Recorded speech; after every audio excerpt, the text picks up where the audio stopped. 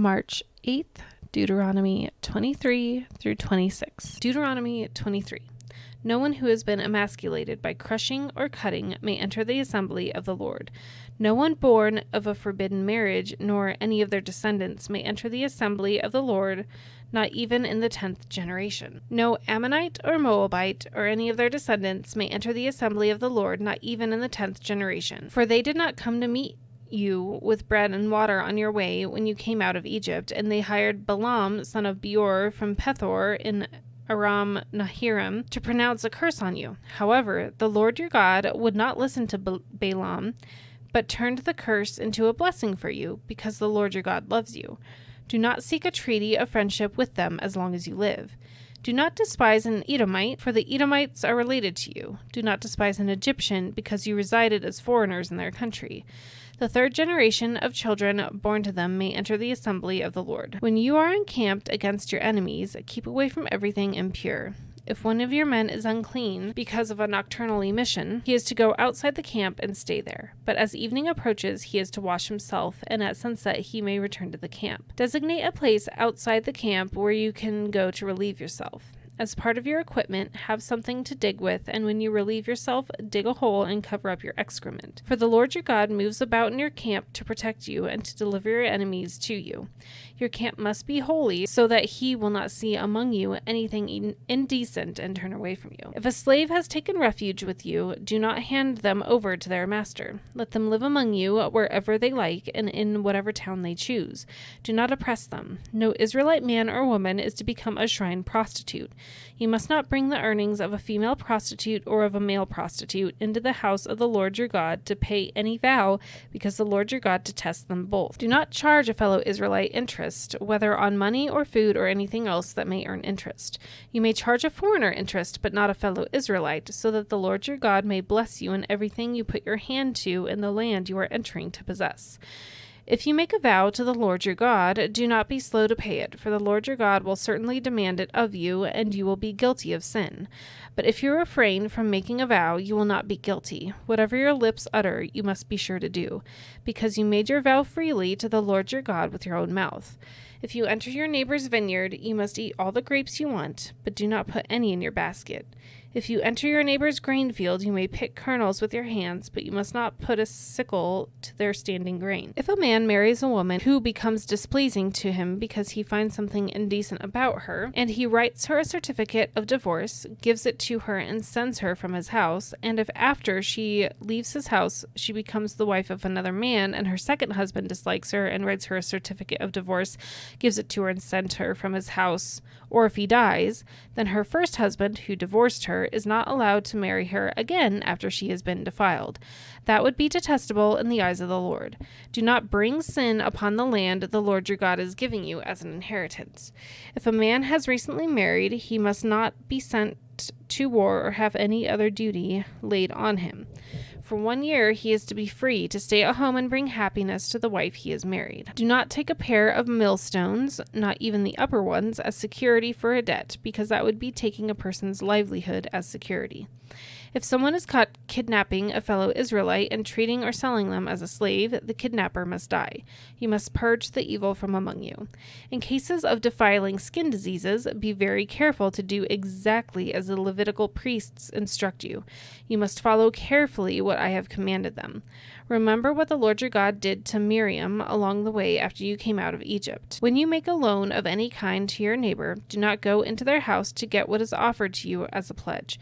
Stay outside and let the neighbor to whom you are making the loan bring the pledge out to you. If the neighbor is poor, do not go to sleep with their pledge in your possession.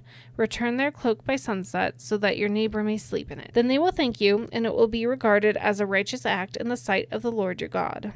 Do not take advantage of a hired worker who is poor and needy, whether that worker is a fellow Israelite or a foreigner residing in one of your towns. Pay them their wages each day before sunset, because they are poor and are counting on it. Otherwise they may cry to the Lord against you, and you will be guilty of sin. Parents are not to be put to death for their children, nor children put to death for their parents. Each will die for their own sin. Do not deprive the foreigner or the fatherless of justice, or take the cloak of the widow as a pledge. Remember that you were slaves in Egypt, and the Lord your God redeemed you from there. This is why I command you to do this. When you are harvesting in your field and you overlook a sheaf, do not go back to get it. Leave it for the foreigner, the fatherless, and the widow, so that the Lord your God may bless you in all the work of your hands.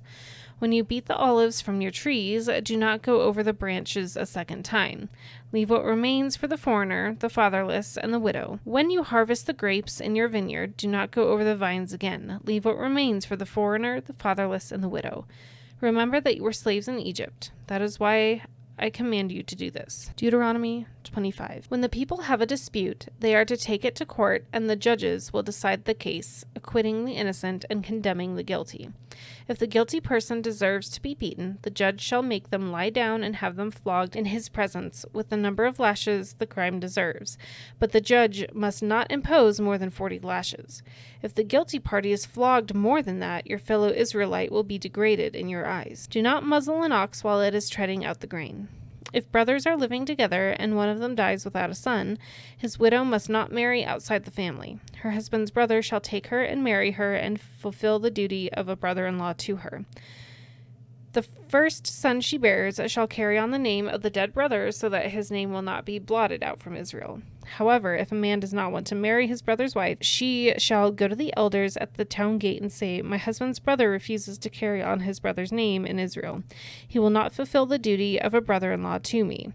Then the elders of his town shall summon him and talk to him. If he persists in saying, "I do not want to marry her," his brother's widow shall go up to him in the presence of the elders, take off one of his sandals and spit in his face and say, "This is what is done to the man who will not build up his brother's family line. That man's line shall be known in Israel as the family of the unsandaled." If two men are fighting, and the wife of one of them comes to rescue her husband from his assailant, and she reaches out and seizes him by his private parts, you shall cut off her hand. Show her no pity. Do not have two differing weights in your bag, one heavy, one light. Do not have two differing measures in your house, one large, one small. You must have accurate and honest weights and measures, so that you may live long in the land the Lord your God is giving you. For the Lord your God detests anyone who does these things, anyone who deals dishonestly. Remember what the Amalekites did to you along the way when you came out of Egypt. When you were weary and worn out, they met you on your journey and attacked all who were lagging behind. They had no fear in God. When the Lord your God gives you rest from all your enemies around you, and the land he is giving you to possess as an inheritance, you shall blot out the names of Amalek from under heaven. Do not forget. Deuteronomy 26.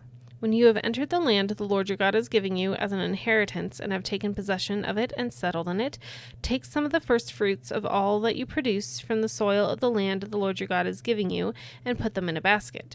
Then go to the place the Lord your God will choose as a dwelling for his name and say to the priest in office at the time, "I declare today to the Lord your God that I have come to the land the Lord swore to our ancestors to give us." The priest shall take the basket from your hands and set it down on the front of the altar of the Lord your God.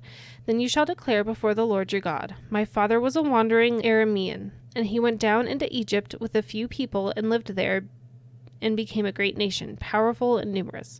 But the Egyptians mistreated us and made us suffer, subjecting us to harsh labor.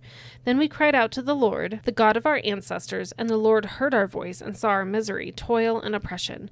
So the Lord brought us out of Egypt with a mighty hand and outstretched arm, with great terror and signs and wonders. He brought us to this place and gave us this land, a land flowing with milk and honey.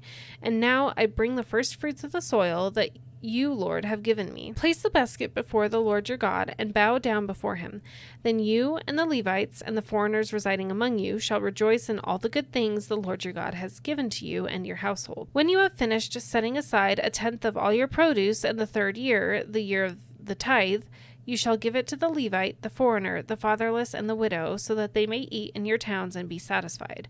Then say to the Lord your God, I have removed from my house the sacred portion and have given it to the Levite, the foreigner, the fatherless, and the widow, according to all you commanded. I have not turned aside from your commands, nor have I forgotten any of them. I have not eaten any of the sacred portion while I was in mourning, nor have I removed any of it while I was unclean, nor have I offered any of it to the dead. I have obeyed the Lord my God. I have done everything you commanded me. Look down from the heaven, your holy dwelling place, and bless your people Israel in the land you have given us as you promised on oath to our ancestors, a land flowing with milk and honey. The Lord your God commands you this day to follow these decrees and laws carefully, observe them with all your heart and with all your soul. You have declared this day that the Lord is your God, and that you will walk in obedience with him, that you will keep his decrees, commands, and laws, that you will listen to him. And the Lord has declared this day that you are his people, his treasured possession, as he promised, and that you are to keep all his commands. He has declared that he will set you in praise, fame, and honor high above all the nations he has made, and that you will be a people holy to the Lord your God, as he promised.